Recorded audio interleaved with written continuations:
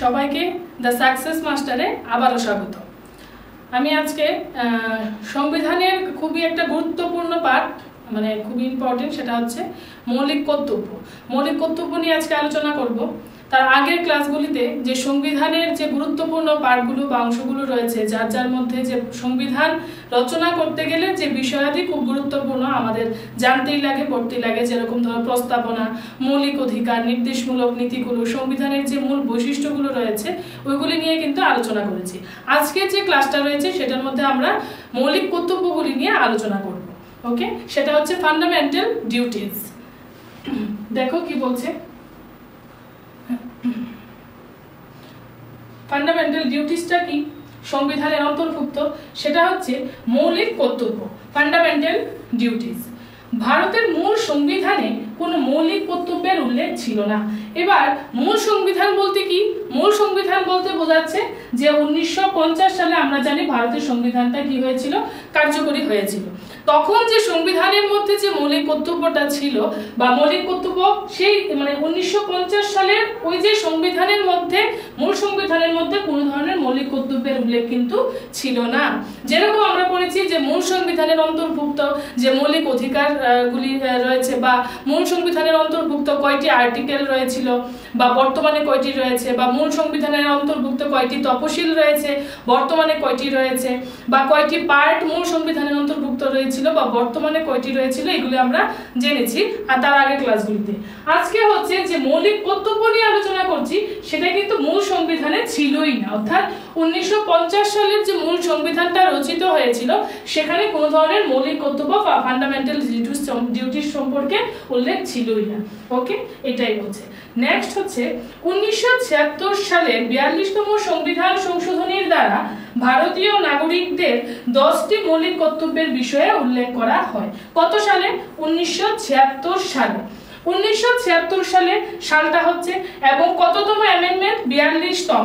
42তম সংবিধান সংশোধনীর দ্বারা ভারতের নাগরিকদের জন্য কয়টি ছিল? 10টি। তাহলে এখানে আমার প্রশ্ন অনেকভাবে হতে পারে যে প্রথম বা মূল সংবিধানে যে মৌলিক বলতেই পারে কর্তব্য কয়টি, তাহলে কিন্তু আমাদের আনসার হবে নান অফ দ্য অ্যাবাভ, কারণ একটিও ছিল না, মৌলিক কর্তব্য ছিলই না মূল সংবিধানের অন্তর্ভুক্ত। নেক্সট হচ্ছে 1976 সালের 42তম। নেক্সট 50-এর পরে 1976 সালে 42তম অ্যামেন্ডমেন্ট একটা পাস করে কিন্তু ভারতীয় নাগরিকদের জন্য টোটাল কয়টি ছিল? 10টি কিন্তু ছিল, মৌলিক কর্তব্যটা ছিল। এই যে মৌলিক কর্তব্যটা নিয়েছি, বা আমরা আগেও ক্লাসে পড়েছিলাম যে নির্দেশমূলক নীতিগুলো নেওয়া হয়েছে আয়ারল্যান্ড থেকে, মৌলিক অধিকারগুলো নেওয়া হয়েছে মার্কিন যুক্তরাষ্ট্র থেকে। এখন আমরা আজকে জানবো এই যে মৌলিক কর্তব্য সেটা কোন দেশ বা রাষ্ট্রের থেকে নেওয়া হয়েছে, সেটা হচ্ছে সোভিয়েত ইউনিয়ন বা সোভিয়েত রাশিয়া। সোভিয়েত ইউনিয়ন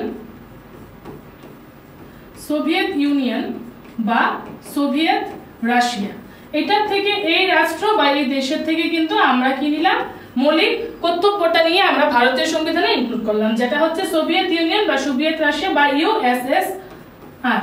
ওকে, নেক্সট হচ্ছে তাহলে কত সালে মৌলিক কর্তব্যগুলি উল্লেখ করা হয়েছিল? সালটা হচ্ছে 1976 এবং 42তম সংবিধান সংশোধনীর মধ্যে টোটাল 10টা। ওকে, নেক্সট হচ্ছে মৌলিক কর্তব্যকে সফল করার জন্য সংবিধানের চতুর্থ ক অধ্যায় অর্থাৎ পার্ট 4 এর এ নামে একটি নতুন অধ্যায় ও 51 এর এ নং ধারায় একটি আর্টিকেল, 51 এর এ আর্টিকেল হচ্ছে 51 এ নামে একটি নতুন ধারার সৃষ্টি হয়েছে। তাহলে আমরা আগের ক্লাসে যেটা জেনেছিলাম যে নির্দেশমূলক বা directive principles of the state পলিসিগুলো সংবিধানের শুধুমাত্র চতুর্থ অংশে কিন্তু বর্ণিত রয়েছে। আজকে আমরা জানবো যে সংবিধানের চতুর্থের ক নং ধারায়, ক বলতে পারে বা এটা এও হতে পারে, সংবিধানের চতুর্থের এ অথবা ক নং অধ্যায় বা পার্টে কিন্তু একটি নতুন অধ্যায় যুক্ত হয়েছে, সেটা হচ্ছে অধ্যায়টা 51 এর এ, অর্থাৎ কি আর্টিকেল নম্বর 51 এ। এই একটাই আর্টিকেল রয়েছে যেখানে কিন্তু আমাদের মৌলিক যে কর্তব্যগুলো রয়েছে টোটাল, সেটা কিন্তু আলোচনা করা হয়েছে 1, 2, 3 করে। তাহলে আর্টিকেল কত? 51 এ নং আর্টিকেল, এবং পার্ট বা অংশগত 4 এর এ। যদি 4 এর এ আসে তাহলে সেখানে হবে মৌলিক কর্তব্য নিয়ে আলোচনা, আর যদি মাত্র এখানে এটা না থাকে তাহলে যদি 4 আসে তাহলে সেখানে হবে নির্দেশমূলক নীতি নিয়ে আলোচনা করা হয়েছে। নেক্সট এই যে মৌলিক কর্তব্যগুলিকে সফল করার জন্য কে পরামর্শ দিয়েছিল? শরণ সিং কমিটির সুপারিশক্রমে মৌলিক কর্তব্যগুলি কিন্তু ভারতীয় সংবিধানের অন্তর্ভুক্ত করা হয়েছে। ভারতীয় সংবিধানের অন্তর্ভুক্ত করা হয়েছে কার সুপারিশক্রমে? শরণ সিং কমিটি। এই কমিটির সুপারিশ করেছিল 1976 সালে 42তম সংবিধান সংশোধনীতে, যেখানে কিন্তু 10টি মৌলিক কর্তব্য রয়েছে। এবং যখন 1976 সালে এই যে 10টি মৌলিক কর্তব্য যুক্ত করা হলো মানে ভারতীয় সংবিধানে, তখন ভারতের প্রধানমন্ত্রী কে ছিলেন? শ্রীমতী ইন্দিরা গান্ধী। ওকে, শ্রীমতী, এটাও কিন্তু একটা গুরুত্বপূর্ণ প্রশ্ন। ইন্দিরা গান্ধী তখনই কিন্তু মহিলা প্রধানমন্ত্রী ছিলেন, প্রথম মহিলা প্রধানমন্ত্রী 1976 সালে ইন্দিরা গান্ধীর সময়ে কিন্তু 42তম সংবিধান সংশোধনের মাধ্যমে মৌলিক কর্তব্যগুলিকে কি করা হয়েছে? সংবিধানে অন্তর্ভুক্ত করা হয়েছে। কোন কমিটির সুপারিশক্রমে? শরণ সিং কমিটির সুপারিশক্রমে মৌলিক কর্তব্যগুলি ভারতীয় সংবিধানে অন্তর্ভুক্ত করা হয়েছে। ওকে, নেক্সট হচ্ছে 2002 সালের 86তম সংবিধান সংশোধনীতে আরো একটি মৌলিক কর্তব্য সংযোজন করে বর্তমানে টোটাল মৌলিক কর্তব্য রয়েছে কয়টি? 11টি সংবিধানে লিপিবদ্ধ করা হয়েছে। তাহলে আমরা জানলাম কি যে একটা বিষয় বা একটা টপিক জানতে গেলে তার ঠিক একদম গোড়া বা ডিপ থেকে জানাটাই আমাদের দরকার, কারণ প্রশ্নকর্তা কোন জায়গা থেকে প্রশ্ন করবে সেটা কিন্তু জানা নেই। তো সেক্ষেত্রে মৌলিক কর্তব্যটা মূল সংবিধানে ছিল না। 1976 সালে 42তম সংবিধান সংশোধনীতে 10টি মৌলিক কর্তব্য যুক্ত হয়েছে শরণ সিং কমিটির সুপারিশক্রমে, এবং তখন প্রধানমন্ত্রী ছিলেন ইন্দিরা গান্ধী। পরবর্তী সময়ে দেখা যাচ্ছে 2002 সালে 86তম সংবিধান সংশোধন বলতে পারে এই যে নতুন একটি মৌলিক কর্তব্য যুক্ত হয়ে টোটাল যে 11টি মৌলিক কর্তব্য বর্তমানে রয়েছে সেটা কত সাল? সেটা হচ্ছে 2002 সাল। আবার বলতে পারে একটি যে মৌলিক কর্তব্য যুক্ত হয়েছে সংবিধানে সেটা কত সংশোধনীতে? সেটা হচ্ছে 86তম সংবিধান সংশোধনীতে একটি মৌলিক কর্তব্য যুক্ত হয়ে বর্তমানে ভারতে 11টি মৌলিক কর্তব্য কিন্তু রয়েছে। নেক্সট, ভারতীয় সংবিধানে এই মৌলিক কর্তব্যের বিষয়টি সোভিয়েত ইউনিয়নের সংবিধান থেকে অনুপ্রাণিত, মানে সোভিয়েত ইউনিয়ন বা সোভিয়েত রাশিয়া যেটা ইউএসএসআর আমি আগে বলেছি সেটার থেকে কিন্তু মৌলিক কর্তব্যটা নেওয়া হয়েছে। ওকে, নেক্সট হচ্ছে এখন আসছি যে আগেই বললাম যে সংবিধানের কয়টা আর্টিকেলের মধ্যে রয়েছে? 51 এর নং ধারায়। 51 এর নং ধারায় একটাই আর্টিকেল, এই ধারাতেই মৌলিক যে কর্তব্যগুলো টোটাল 11টা সেটা বিস্তৃতভাবে কিন্তু আলোচিত রয়েছে। এখন আমরা শুধু এই আর্টিকেলের মধ্যে 51 এর এ নং ধারায় প্রশ্ন, এটা খুব ইম্পর্টেন্ট যে মৌলিক কর্তব্যগুলো সংবিধানের কত নং ধারা বা কত নং আর্টিকেল বা কত নং অনুচ্ছেদে বর্ণিত রয়েছে, তাহলে আনসার হবে 51 এর এ নং ধারায়, 51 এর এ নং ধারায়। এখন আমরা দেখব এই যে 11টি টোটাল মৌলিক কর্তব্য রয়েছে সেগুলি কি কি। প্রথমটা হচ্ছে কি? সংবিধানকে মান্য করা এবং সংবিধানের আদর্শ ও প্রতিষ্ঠানসমূহ, জাতীয় পতাকা, জাতীয় সঙ্গীতের প্রতি শ্রদ্ধা প্রদর্শন, যেটা আমাদের ভারতীয়দের একটা কর্তব্য। কর্তব্য মানে কি? সংবিধানের আদর্শ, সংবিধানের যে সমস্ত নিয়ম নীতি রুলস গুলি লেখা রয়েছে সেটাকে মেনে চলা এবং জাতীয় সঙ্গীত, জাতীয় পতাকার প্রতি শ্রদ্ধা প্রদর্শন করা, সেটা আমাদের কিন্তু মৌলিক কর্তব্যের মধ্যে পড়ছে। ওকে, নেক্সট হচ্ছে স্বাধীনতা লাভের জন্য সংঘটিত জাতীয় সংগ্রামগুলি যেমন মহান আদর্শ দ্বারা অনুপ্রাণিত হয়েছিল সেগুলি সংরক্ষণ ও অনুসরণ করা। স্বাধীনতা যে আমরা পেয়েছি 1947-এ, সেখানে যে সংগঠিত হয়েছিল জাতীয় সংগ্রামগুলো, অসহযোগ আন্দোলন, ভারত ছাড়ো আন্দোলন, এই যে আন্দোলনগুলো রয়েছে সেই সব মহান আদর্শ, জাতীয় সংগ্রামগুলো যেসব মহান আদর্শ দ্বারা অনুপ্রাণিত হয়েছিল সেগুলিকে আমাদের সংরক্ষণ করবে এবং সেগুলিকে আমাদের চলার পথে অনুসরণ করে চলাটাই আমাদের মৌলিক কর্তব্যের অন্তর্ভুক্ত। তাহলে এই যে সংবিধানকে মান্য করা এবং সংবিধানের আদর্শ এবং প্রতিষ্ঠানসমূহ, জাতীয় পতাকা, জাতীয় সঙ্গীতের প্রতি শ্রদ্ধা প্রদর্শন, যদি আনসারটি প্রশ্নটি একটু ঘুরিয়ে আসে যে সংবিধানকে মান্য করা, সংবিধান এবং জাতীয় পতাকা, জাতীয় সঙ্গীতের প্রতি শ্রদ্ধা প্রদর্শন, সেটা সংবিধানের কোন অংশে মানে কিসের মধ্যে পড়ে? তাহলে সেটা কিন্তু হবে মৌলিক কর্তব্যের মধ্যে। সেটা কিন্তু মৌলিক অধিকারও হবে না, নির্দেশমূলক নীতিও হবে না, সেটা হবে কি? মৌলিক কর্তব্যের মধ্যে। তো স্বাধীনতা লাভের জন্য বললাম 2 নম্বর। 3 নম্বরটা কি, দেশের সার্বভৌমত্ব, ঐক্য ও সংহতিকে সমর্থন এবং সংরক্ষণ করা। খুব ইম্পর্টেন্ট এই যে 3 নম্বরটা, দেশের সার্বভৌমত্ব, ঐক্য এবং সংহতিকে সমর্থন এবং সংরক্ষণ করা কিন্তু আমাদের মৌলিক কর্তব্যের মধ্যে পড়ছে, ডিউটিজের মধ্যে পড়ছে। তাহলে এই যে আমাদের 11টি মৌলিক কর্তব্য রয়েছে, প্রশ্নগুলি কিরকম ভাবে আসতে পারে যে মৌলিক কর্তব্য মূল সংবিধানে ছিল কি ছিল না, আমরা জানি ছিল না। কত সালে এসেছে? 1976 সালে। কততম সংবিধান সংশোধনীতে? 42তম সংবিধান সংশোধনীতে স্মরণ সিং কমিটির সুপারিশে এসেছিল এবং তৎকালীন প্রধানমন্ত্রী ছিলেন কে? ইন্দিরা গান্ধী। গেল। নেক্সট হচ্ছে এই যে 2002 সালের 86তম সংবিধান সংশোধনের মাধ্যমে এই 10টি মৌলিক কর্তব্যের সঙ্গে আরো একটি মৌলিক কর্তব্য ইনক্লুড হয়েছে। তাহলে আর্টিকেল কত? 51 এর এই 51 এর মধ্যে যে 11টি মৌলিক কর্তব্য রয়েছে সেটা উল্লেখিত রয়েছে। তো আমাদের আসতে পারে যদি একটু হার্ড প্রশ্ন হয়, তাহলে কিন্তু এই যে সংবিধানের এই যে টোটাল মৌলিক কর্তব্য যে রয়েছে এগুলির মধ্যে থেকে যে কোনো একটা বলতে পারে যে দেশের সার্বভৌমত্ব, ঐক্য এবং সংহতিকে সমর্থন ও সংরক্ষণ, সেটা সংবিধানের কিসের অন্তর্ভুক্ত? তাহলে সেটা মৌলিক অধিকারও হবে না, নির্দেশমূলক নীতিও হবে না, সেটা হয়ে যাবে মৌলিক কর্তব্যের অন্তর্ভুক্ত। ওকে, নেক্সট হচ্ছে 4 নম্বর, দেশকে রক্ষা করা এবং প্রয়োজনে জাতীয় সেবার কাজে অংশগ্রহণ করা।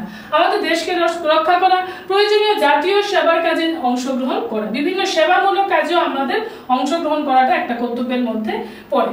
নেক্সট হচ্ছে 5 নম্বর, ধর্মগত, ভাষাগত, অঞ্চলগত ভিন্নতার ঊর্ধ্বে উঠে ঐক্য এবং সৌভ্রাতৃত্ববোধের বিকাশ এবং নারীর মর্যাদা হানিকর প্রথাসমূহ বর্জন।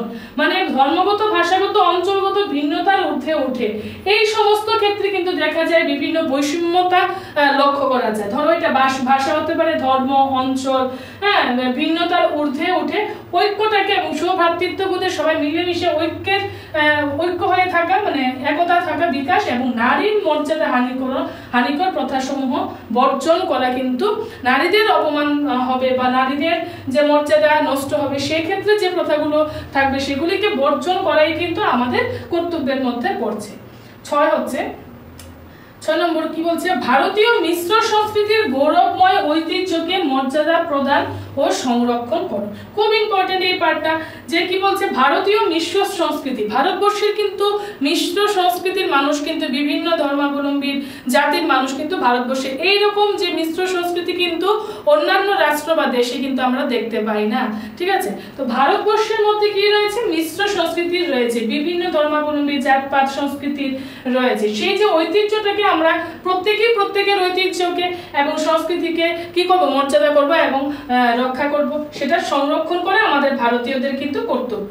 ওকে, নেক্সট হচ্ছে 7 নম্বর, বনভূমি এবং বন্যপ্রাণী, নদ নদী, হ্রদসমূহ, প্রাকৃতিক পরিবেশের সংরক্ষণ, উন্নতি এবং জীবন জন্তুর প্রতি মমত্ব বোধ প্রদর্শন করা। বনভূমি এবং বন্যপ্রাণী, নদ নদী, হ্রদসমূহ যে প্রকৃতির অন্তর্ভুক্ত, এই টপিকটা বা এই পয়েন্টের সঙ্গে কিন্তু নির্দেশমূলক নীতির একটা ধারা কিন্তু বা পয়েন্ট কিন্তু রয়েছে। এটার সঙ্গে অনেকটা মিলে, মানে অনেকটা হুবহু মিলে না কিন্তু অনেকটা মিলে। যেমন ধরো এখানে বলছে বনভূমি এবং বন্যপ্রাণী, নদ নদী, হ্রদসমূহ, প্রাকৃতিক পরিবেশের সংরক্ষণ এবং উন্নতি এবং জীবজন্তুর প্রতি মমত্ব বোধ প্রদর্শন। ঠিক আছে, তাদেরকে জীবজন্তু দেখলে আমরা দড়ি গিয়ে মারতে পারবো না। বিভিন্ন নদ নদী, হ্রদসমূহ, বন্যপ্রাণী, বনভূমি, এগুলি পরিবেশটাকে সংরক্ষণ করা কিন্তু আমাদের কর্তব্য। ওকে, নেক্সট হচ্ছে 8 নম্বর, বৈজ্ঞানিক মানসিকতা, অনুসন্ধিৎসা ও সংস্কারমুখী দৃষ্টিভঙ্গির প্রসার সাধন। বৈজ্ঞানিক মানসিকতা, অনুসন্ধিৎসা ও সংস্কারমুখী দৃষ্টিভঙ্গির প্রসার সাধন করা আমাদের কর্তব্য। জাতীয় সম্পত্তি সংরক্ষণ এবং হিংসার পথ বর্জন করা। জাতীয় সম্পত্তির সংরক্ষণ করা এবং হিংসার পথ বর্জন করা আমাদের কর্তব্য। নেক্সট রয়েছে কি, নেক্সট হচ্ছে সব ক্ষেত্রে জাতীয় উন্নতি অব্যাহত রাখার জন্য ব্যক্তি এবং সমষ্টিগত ভাবে বিভিন্ন প্রকার কার্যকলাপের উৎকর্ষ সাধন করতে হবে। সব ক্ষেত্রে জাতীয়, মানে ভারতবর্ষ হতে পারে একটা দেশের বা রাষ্ট্রের উন্নতির ক্ষেত্রে বা ব্যক্তি ও সমষ্টিগত ভাবে বিভিন্ন প্রকার কার্যকলাপের উৎকর্ষ সাধন করাটা আমাদের একটা মৌলিক কর্তব্যের মধ্যে পড়ে। নেক্সট হচ্ছে এই যে কর্তব্যগুলো রয়েছে সেটা কিন্তু মৌলিক অধিকার এবং মৌলিক কর্তব্য মধ্যে একটা হিউজ ডিফারেন্স কিন্তু রয়েছে। হ্যাঁ, এটা আমরা পরবর্তী সময়ে আসছি যে মৌলিক কর্তব্যগুলিকে আগে আমরা জানছি এবং কত নং ধারায় রয়েছে, 51 নং ধারায় রয়েছে। নেক্সট হচ্ছে 11। এই যে অভিভাবকদের মৌলিক কর্তব্য হলো 6 থেকে 14 বছর বয়সের প্রত্যেক শিশু শিক্ষা ব্যবস্থার সুযোগ করে দেওয়া। এই কর্তব্যটি 2002 সালের 86তম সংশোধনীর দ্বারা ভারতীয় সংবিধানে সংযুক্ত হয়েছে। এই যে বললাম যে মূল সংবিধানে ছিল না, 1976 সালে 10টি মৌলিক কর্তব্য যুক্ত হয়েছে, তাও 42তম সংবিধান সংশোধনীর মধ্য দিয়ে, ঠিক আছে। এবং কোথা থেকে নেওয়া হয়েছে? সোভিয়েত ইউনিয়ন বা সোভিয়েত রাষ্ট্র থেকে নেওয়া হয়েছে। পরবর্তী সময়ে কিন্তু 2002 সালের 86তম এই যে সংশোধনী অ্যামেন্ডমেন্ট গুলো, এগুলো কিন্তু জানতে হবে এটা আলাদা আলাদা মানে রয়েছে। 86তম সংবিধান সংশোধনের মাধ্যমে কিন্তু এই যে একটা যে নতুন মৌলিক কর্তব্য যুক্ত হয়েছে সেটা হচ্ছে এটা, অভিভাবকদের মৌলিক কর্তব্য হলো মা বাবাদের মৌলিক কর্তব্য কি 6 থেকে 14 বছর বয়সে প্রত্যেক শিশুকে শিক্ষার আওতায় নিয়ে আসা। এটাই হচ্ছে। তাহলে প্রশ্নই আসতে পারে যে 11তম যে মৌলিক কর্তব্যটা রয়েছে, বা বলতে পারে 2002 সালের 86তম সংবিধান সংশোধনী অনুযায়ী বা অনুসারে কোন মৌলিক কর্তব্যটি সংযুক্ত হয়েছে? সেক্ষেত্রে আনসার হবে অভিভাবকদের মৌলিক কর্তব্য 6 থেকে 14 বয়সে প্রত্যেক শিশুকে শিক্ষার ব্যবস্থা করা। ওকে, তাই এইগুলো আমাদের যে মৌলিক যে কর্তব্যগুলো রয়েছে, যেগুলি আমাদের কোনো দেশে বা রাষ্ট্রে বসবাস করতে গেলে প্রত্যেকটি জনসাধারণের কিন্তু অবশ্য পালনীয় কর্তব্য। সেগুলি কত নং ধারায় এবং কত নং পার্টে রয়েছে সেটা আমরা আলোচনা করলাম। এখন আমরা আসি যে কি কি বৈশিষ্ট্য রয়েছে, বৈশিষ্ট্য তার ক্যারেক্টারিস্টিক্স গুলি কি কি। প্রথমটা দেখো, সংবিধানে উল্লেখিত মৌলিক কর্তব্যগুলির মধ্যে নীতিগত ও নাগরিক কর্তব্য উভয়ই বর্তমান রয়েছে।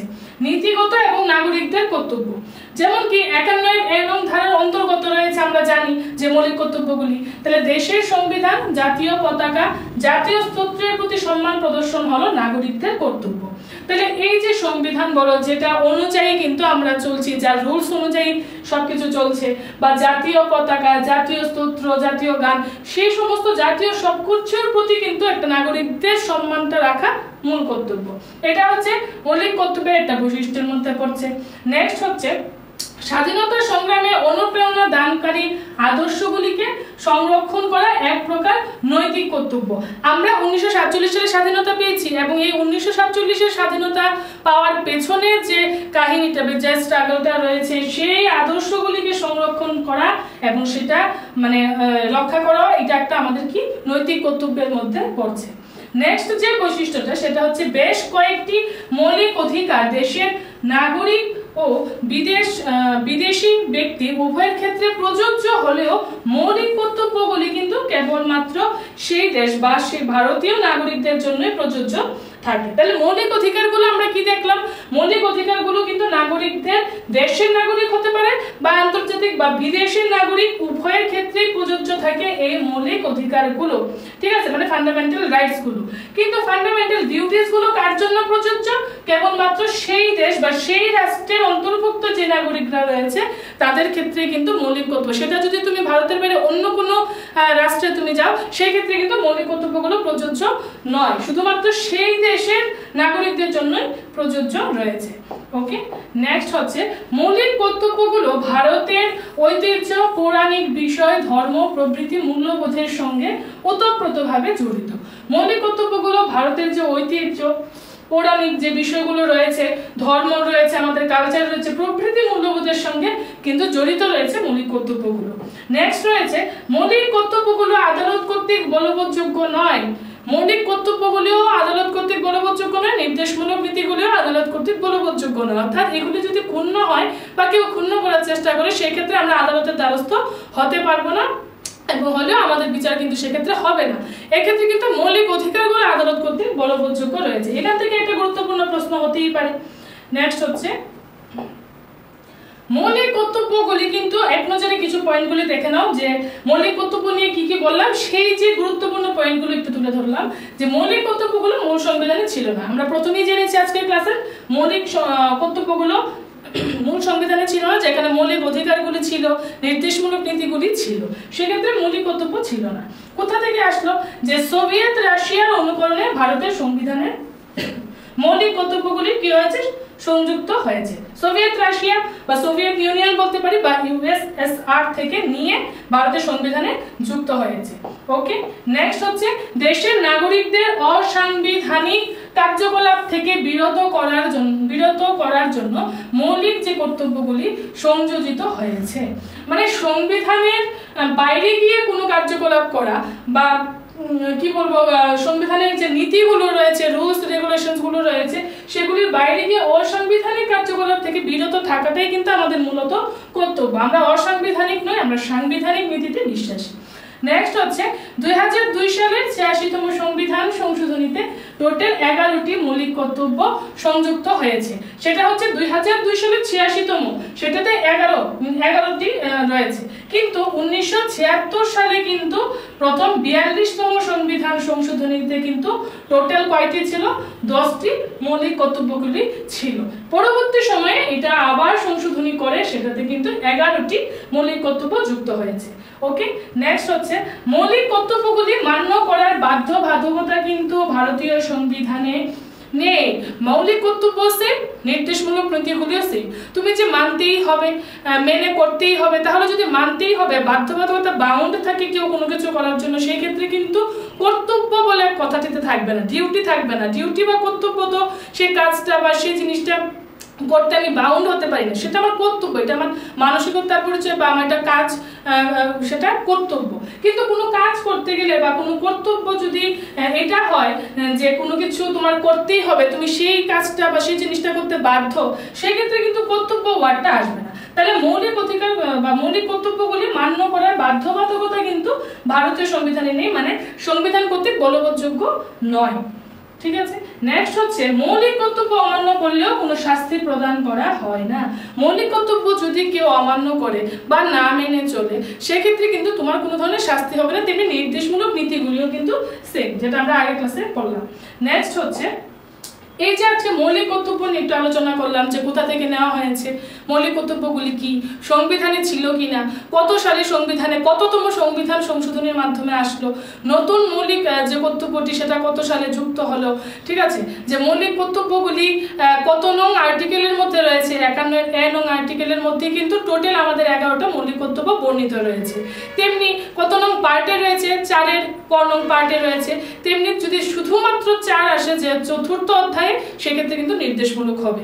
তাহলে যদি বলে যে চতুর্থের ক নং বা এ নং অংশ কোন পার্টটা রয়েছে বা কোন জিনিসটা রয়েছে সংবিধানে, সেটা হচ্ছে মৌলিক কর্তব্য নিয়ে আলোচনা করা হয়েছে। তো সেই যে আজকে ক্লাসের উপরে ভিত্তি করে কিন্তু কয়েকটা গুরুত্বপূর্ণ প্রশ্ন যেরকম দেখো যে মূল সংবিধানে কতগুলি মৌলিক কর্তব্য ছিল, মূল সংবিধানে আনসার হবে ছিলই না। অর্থাৎ মূল সংবিধান বলতে 1950 সালের সংবিধানের মধ্যে কোনো ধরনের মৌলিক কর্তব্যের উল্লেখ ছিলই না। কত সালে আসলো? কততম সংবিধান সংশোধনের মাধ্যমে সংবিধানে 10টি মৌলিক কর্তব্যের সংযোজন করা হয়েছে? 42তম সংবিধান সংশোধনের মাধ্যমে। কিন্তু কত সালে হবে? সেটা সালটা হবে 1976 সালে। এবং তৎকালীন প্রধানমন্ত্রী কে ছিলেন? প্রথম মহিলা প্রধানমন্ত্রী কিন্তু সেটা হবে ইন্দিরা গান্ধী। এটাও কিন্তু একটা গুরুত্বপূর্ণ প্রশ্ন। নেক্সট হচ্ছে 3 নম্বর, কত খ্রিস্টাব্দে সংবিধান সংশোধনের মাধ্যমে সংবিধানে 10টি মৌলিক কর্তব্যের সংযোজন করা হয়েছে? সেটা হচ্ছে 1976 সালে। ওকে, নেক্সট হচ্ছে মৌলিক কর্তব্যগুলিকে সংবিধানের কোন অংশে সংযোজন করা হয়েছে? চতুর্থের ক বা চতুর্থের এ অধ্যায় বা পার্ট 4 এর এ তে বর্ণিত রয়েছে কি মৌলিক কর্তব্য। যদি এই এটা না থাকে, তাহলে যদি 4 আসে তাহলে হবে নির্দেশমূলক নীতিগুলো। এইগুলি একটু আমাদের একটু বুঝতে, মানে ধারার যে উপধারাগুলি রয়েছে এগুলি একটু মানে খেয়াল করে পড়তে হবে। নেক্সট হচ্ছে 5 নম্বর, মৌলিক কর্তব্যগুলিকে সংবিধানের কোন ধারায় উল্লেখ করা হয়েছে? আর্টিকেলের 51 এর এ নং ধারায় বর্ণিত রয়েছে সংবিধানের টোটাল 11টি মৌলিক কর্তব্য। ওকে, এবার কোন কমিটির সুপারিশ ক্রমে মৌলিক কর্তব্যগুলি ভারতের সংবিধানে এসেছে বা অন্তর্ভুক্ত করা হয়েছে? স্মরণ সিং কমিটির সুপারিশ ক্রমে সংবিধানে অন্তর্ভুক্ত করা হয়েছে মৌলিক কর্তব্যগুলিকে। ওকে, নেক্সট হচ্ছে 7 নম্বর, কত সালে সংবিধান সংশোধনের মাধ্যমে আরো একটি নতুন কর্তব্য সংযোজন করা হয়েছে? সেটা হচ্ছে 2002 সালে। 2002 সালে 10টি মৌলিক কর্তব্যের সঙ্গে আরো একটি নতুন কর্তব্য সংযুক্ত হয়েছে। নেক্সট প্রশ্ন, কততম সংবিধান সংশোধনীর মাধ্যমে আরো একটি অর্থাৎ 11টি মৌলিক কর্তব্য সংযোজন করা হয়েছে? সেটা হচ্ছে 86তম সংবিধান সংশোধনের মাধ্যমে নতুন একটা যুক্ত হয়ে টোটাল 11টা হয়েছে। এর আগে কিন্তু 42তম সংবিধানে ছিল 10টি মৌলিক কর্তব্য। ওকে, নেক্সট হচ্ছে ভারতীয় সংবিধানের মৌলিক কর্তব্য। ভারতীয় সংবিধানের মৌলিক কর্তব্যগুলি কোন দেশের সংবিধান থেকে নেওয়া হয়েছে? সোভিয়েত ইউনিয়ন বা সোভিয়েত রাশিয়াও আমরা বলতে পারি, বা ইউএসএসআরও বলা যায়। নেক্সট হচ্ছে 6 থেকে 14 বছর বয়সে প্রত্যেক শিশুর শিক্ষার ব্যবস্থার সুযোগ করে দেওয়া। এই কর্তব্যটি কত সালে সংযোজিত হয়েছে? 2002 সালে। এটা কিন্তু মানে মৌলিক কর্তব্যের লাস্ট মানে 11তম যে মৌলিক কর্তব্যটা সেটা ছিল এটা। একটা অভিভাবকের কর্তব্য কি 6 থেকে 14 বছর বয়সে সকল শিশুদেরকে শিক্ষার সুযোগ করে দেওয়া। নেক্সট,